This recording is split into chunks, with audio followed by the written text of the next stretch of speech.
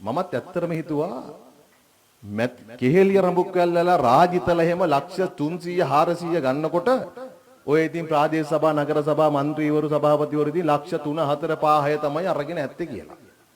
මෙන්න බලන්න මේගොල්ලෝ ගත්ත විදිය මං කීපයක්. මේගොල්ලෝ අරගෙන තියෙනවා කෝටි 62.6ක් ලක්ෂ 6206ක් 92 දෙනෙක් විතරක්. ප්‍රාදේශ සභා නගර සභා മന്ത്രിවරු 92ක් පහුගිය කාලේ ලක්ෂ 6206ක් කෝටි 62ක් අරගෙන තියෙනවා. මෙන්න මේ විදිහට කීපයක් විතරක් කියන්න අපිට වෙලා නැති නිසා. කෑගල් නගර සභාවේ සභාපති ජී.කේ. සමරසිංහ ලක්ෂ 103.5යි. බලංගොඩ නගර සභාවේ සභාපති W.A.W.P. ගුණරත්න ලක්ෂ 104.6යි.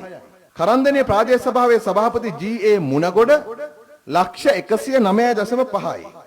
මිනුවන්ගොඩ නගරාධිපති H.K.N. ජයසේකර ලක්ෂ 122.5යි 6යි.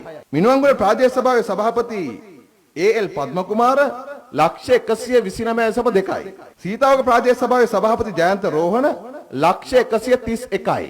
දැන් මේ ප්‍රාදේශ සභාවේ කට්ටිය අමතක කරන්න එපා. මේ කැබිනට් ඇමතිවරු එහෙම නෙමෙයි. රත්ගම ප්‍රාදේශ සභාවේ සභාපති ටී නිමල් ලක්ෂ 139.9යි. කැස්බෑව නාගරික මන්ත්‍රී පී.ඩී. ධර්මදාස අල්ලපුවාසනේ ලක්ෂ 144.8යි. අනුරාධපුර මහනගර සභාවේ නගරාධිපති එච්.පී. සෝමදාස ලක්ෂ 178.7යි. ගම්පහ ප්‍රාදේශ සභාවේ සභාපති කේ.කේ. අබේරත්න ලක්ෂ 221.6යි. බලංගොඩ ප්‍රාදේශ සභාවේ සභාපති සුනිල් ප්‍රේමසිරි ලක්ෂ 233.5යි. ඉනුවන්ගොඩ ප්‍රාදේශ සභා මන්ත්‍රී W.L. විජේසේකර ලක්ෂ 267.5යි. හම්බන්තොට ප්‍රාදේශ සභාවේ සභාපති චිත්‍රාකල අම්බලන්තොට තමයි ඇඩ්‍රස් එක තියෙන්නේ. කුමාර W.H.M.R.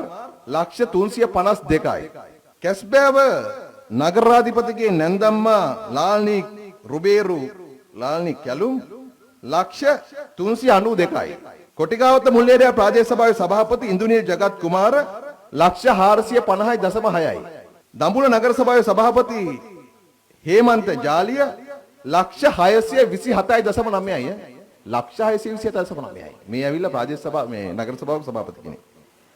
කැස්බෑවේ නගරාධිපති ලක්ෂ්මන් පෙරේරා ලක්ෂ 698.7යි. ඒ ලක්ෂ්මන් පෙරේරායි නැන්දම්මයි දෙන්න අරගෙන තිනවා ලක්ෂ 1088ක්.